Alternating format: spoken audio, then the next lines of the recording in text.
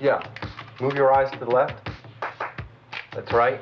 Now put your arm up like a victor. Great. Oh, I just ran out of film. I'm sure I got what I needed. Looks real good. Real good. If there ever was a superstar that is well known, much loved, and remembered today from the golden age of gay erotica, that superstar is Al Parker, the epitome of the everyman who can fit into any scenario. Al Parker became an instant eye-catching success after posing for the very magazine company that years earlier had begun his own sexual awakening. In this episode, we're going to celebrate Al Parker, a once-in-a-generation model, erotic film star, director, and activist who, during a horrific time in our history, advocated for safer sex practices before his own sudden supernova. This is Demystifying Gay Porn. My name is Ike Grande, and if you watch gay porn, I've definitely helped you get off.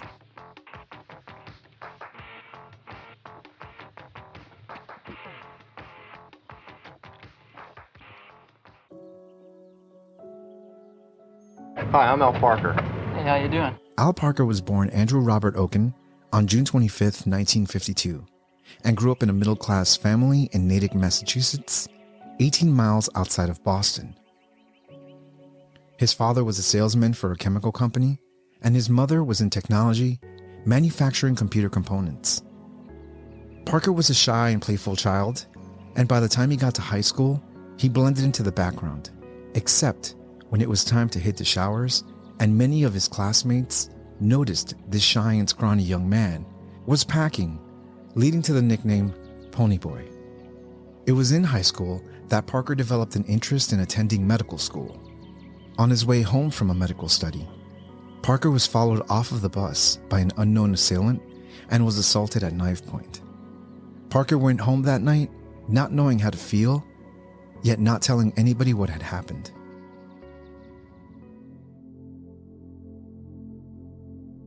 Parker's life would take a sudden turn when his mother lost her life to cancer after a short but aggressive battle. He enrolled in Boston University with a focus in medical studies and the hopes of being a doctor. When he got there, however, the campus, as many others during this time, were filled with anti-war protests and constant bomb threats due to the US's involvement in Vietnam. Spending more time in drills and outside of the classroom helped Parker reevaluate his college career. He packed his bags and headed to California, finding an apartment in Hermosa Beach and a job at a mobile gas station.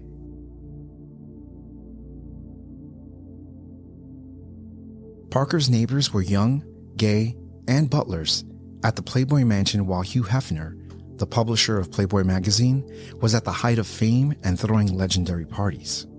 Parker had an interview and quickly became a household fixture at the mansion. Hefner was known to hire gay men as butlers since he knew they wouldn't bother the bunnies. By the end of his time at the Playboy Mansion, Parker was operating a projector booth and communicating with Hefner on an average basis, a closeness he mistook and was eventually fired for.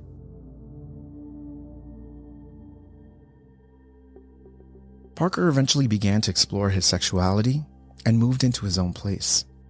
Around this time, he met a man 13 years his senior with whom he had an open, long-term relationship with.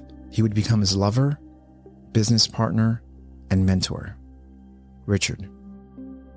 I read a book by Michael Kearns called The Happy Hustler, and it was just when I was just coming out. It was one of the first gay things I had ever read, and it sounded to me to be quite interesting. I took the attitude that if you wanted to have an interesting life, then you had to take your hand into it and make it an interesting life. Parker decided he would like to try his hand at becoming a male hustler. Richard happened to know someone that Parker can speak with. While interviewing with this man, Parker was told that somebody may be interested in taking pictures of him.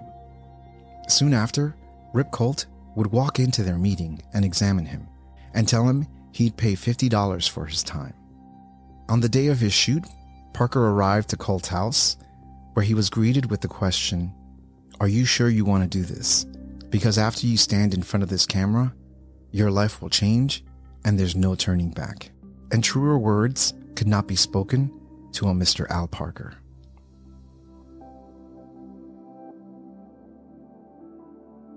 After sitting for Rip Colt for many sessions, Parker knew he was going to need a name.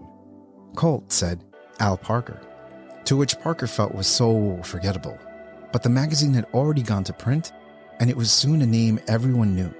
More so than the 1950s magazine illustrator Colt named Parker after.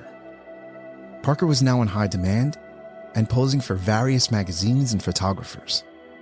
And although Parker didn't fit the type of other Colt models, he surely made up for it with his big personality. In 1976, Parker met Matt Sterling, a young director for Brentwood, and made his film debut in Challenger. That experience was so bad it was almost his last film, as he found out sometimes having sex for film is not fun. Parker was able to use his success posing for Colt to convince the photographer to put him in one of his films. The film would be called Shoot, an instant classic. Parker followed that film with Timberwolves, again with Colt, and finally, Hand Tool. From there, Parker was approached by Falcon Studios, another growing erotic film company, where he starred in 3 loops: Weekend Lockup, Rocks and Hard Places, and Taxi. The fame was there, and Parker was everywhere, but the money really wasn't. Parker and his partner had a side wallpaper removal business that would inevitably provide them the funding they needed to start their own studio. Before that, Parker would star in Heavy Equipment and a little film called The Other Side of Aspen. That film would solidify his star status and help him finally found Serge Studios.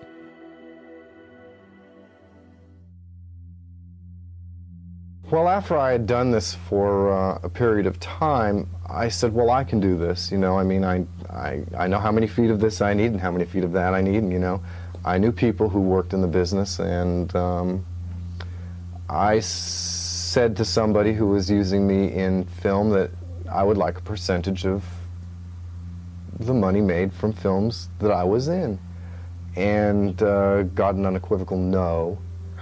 And said, well, I'm going to go do this on my own then. And he said, yeah, sure, go ahead, try. And Steve and I started Serge Studio. For Serge's first film, Parker and his partner met a man who said he was a producer and agreed to produce if Kip Knoll was in the film. Parker would star, produce, and direct. Hi, Kip. This is Al Parker. Oh, you're busy. Oh, you're fucking this early in the morning, huh? Oh, okay. Don't call me back. I'll meet you on the beach at the lifeguard station in about 45 minutes. It's kind of important. Okay, thanks a lot. Bye. When filming wrapped, Parker and his partner would spend every dime they had buying out their other producer. Now, with everything riding on this film, Flashback had to be a success. After editing and finishing the film, Al Parker's Flashback premiered at the 55th Street Playhouse. Serge Studios was now a promising new studio. Serge's next release was Turned On, directed by Steve Scott. Turned On also had a theatrical release, but times were changing and theater rentals were high. Parker and his business partner gave a studio called Le Salon the distribution rights to Flashback and Now Turned On. They later agreed to have Le Salon fund their productions in exchange for video distribution, with Serge maintaining the movie rights and magazine franchise.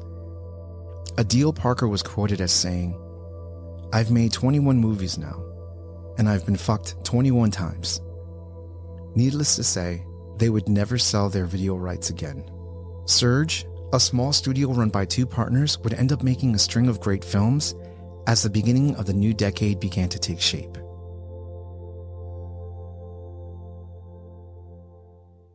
It was 1983, and the threat of the AIDS epidemic was quickly becoming clear. Parker had already seen many models and friends wither away, and became increasingly interested in safer sex practices. In 1986, during one of their road trips, Parker's partner had a terrible cough he couldn't shake. When they got back home, Richard went to bed and never got out of it. After 4 grueling months, the doctors diagnosed him with AIDS and gave him 3 or 4 days to live. 4 days later, on September 9th, 1986, Richard, Steve Taylor, would die in Parker's arms.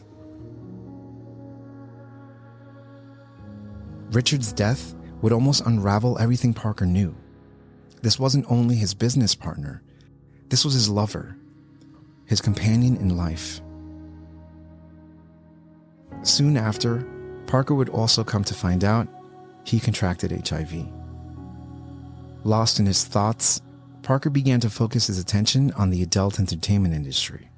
There, he was an icon, but the industry was ignoring the AIDS epidemic. So after a long stage of grieving and realization, Parker began to move forward. He sold the rights to 10 Serge films he exclusively owned for $10,000 each. And Parker would also make safe sex videos that would be attached in front of all participating gay porn films. All of his later films for Serge included and mandated safe sex practices, which nearly destroyed his business. People simply didn't want to think about AIDS. This all culminated with the release of Serge's next film, A Night Alone with Al Parker, a safe, solo movie starring Al Parker. Distributors wanted absolutely nothing to do with it. It was eventually re-edited to include older footage Parker had from the Serge vault. Parker would sell the home he owned with Richard and move to San Francisco, where he lived with his longtime friend and eventual domestic partner, Keith. Hi, Al. Hi, how are you? How you doing? All right. Are you having a good time here at the festival? I'm having a great time. Now tell me something about your new haircut here. Oh. But I gave him. He gave it to me. It looks great. I Well, think thank it looks you. great. Thank you. Clean cut, all-American guy. Back to the clean-cut, all-American guy look. Slowly, Parker began moving away from industry work to take more of an activist stance, helping raise money for AIDS-related causes. All the while, it was becoming evident to him that his health was beginning to decline, but he fought back forcefully with a rigorous health routine. He was asked by Falcon Studios to be in a film called Overload, released in 1992.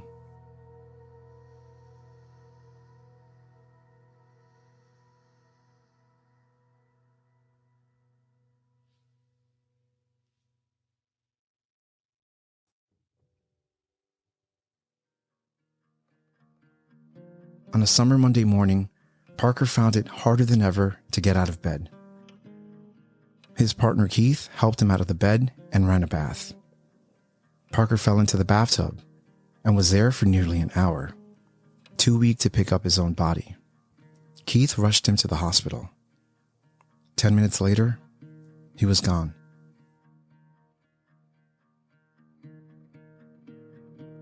Andrew Robert Oken, Al Parker, passed away August 17th, 1992, nearly 2 months after his 40th birthday.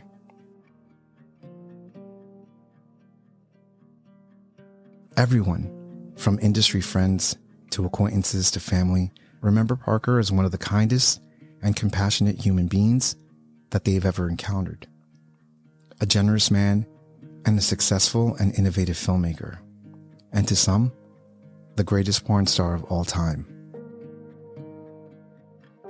For me in particular, I know that a lot of the people that do these films are exhibitionists. I felt that if I could do these films and not feel self-conscious in front of the camera, that somebody could ask me to be Bozo the Clown, and I shouldn't feel funny doing it after, exposing yourself so completely to a camera. Al Parker is still very much with us. In an industry that churns out scene after scene, movie after movie, day in and day out, the films and scenes of Al Parker are still rated among the most legendary. You can still Google an image of Al Parker and immediately be met with his unique beauty. Weeks after he exited this life, his ashes were scattered on San Gregorio Beach, where he wanted to be. You've been watching Demystifying Gay Porn. I'm your host, Ike Grande. Demystifying Gay Porn can be found on every podcast directory as well as YouTube. Demystifying Gay Porn is on X, Facebook, Instagram, Substack, Threads. And if you like what you're watching or listening to and want to be a part of the process, head over to patreon.com/demystifying gay porn, where you can support this podcast and YouTube channel, and I can continue making content like you've just enjoyed. As always, don't forget to subscribe, give this video a like, leave a comment, and let me know what else you'd like me to cover. This is Demystifying Gay Porn. My name is Ike Grande, and if you watch gay porn, I've definitely helped you get off.